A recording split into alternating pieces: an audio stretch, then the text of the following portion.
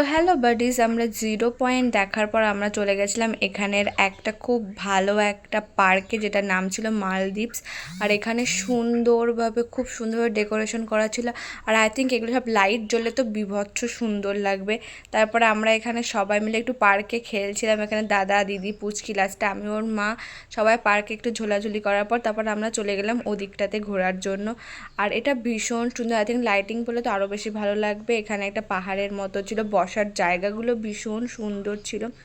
তো আমরা সবাই দিক থেকে ঘুরছিলাম আর ভাবছিলাম কখন রাতটা হবে, কারণ আমরা একটু বিকেলেই গেছিলাম, তাতে লাইটটা জ্বললে হয়তো আরও বেশি ভালো লাগবে। তারপরে এভাবে আমরা ঘোরাঘুরি করছিলাম আর সুন্দরভাবে পার্কটা সাজানোও ছিল। এখানে সুন্দর করে গাছ কাটিং করা হচ্ছিলো। তারপরে একটু ঘটি গরম খেলাম। আর এখানে কুলফিটা ছিল, কি একটা ছিল ভুলে গেছি।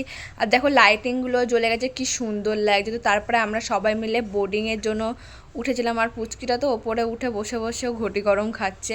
তো আমাদের ভীষণ মজা ছিল, প্রায় 1 ঘন্টার। আর বোর্ডিং করতে করতে পুরো পার্কটা আরও বেশি সুন্দর লাগছে। সব জায়গায় যেহেতু লাইটিং হয়ে গেছে, তো তার জন্য আরও বেশি সুন্দর লাগছিল আমাদের।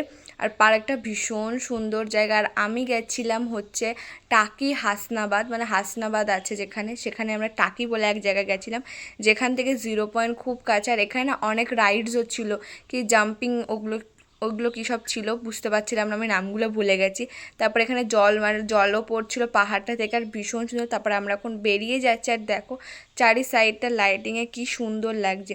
তারপরে আমরা আবার জিরো পয়েন্টের সাইডটা থেকে ওই যে টুকি টুকি ছোটো ছোটো লাইট জ্বলছে, ওটা হচ্ছে বাংলাদেশ ছিল।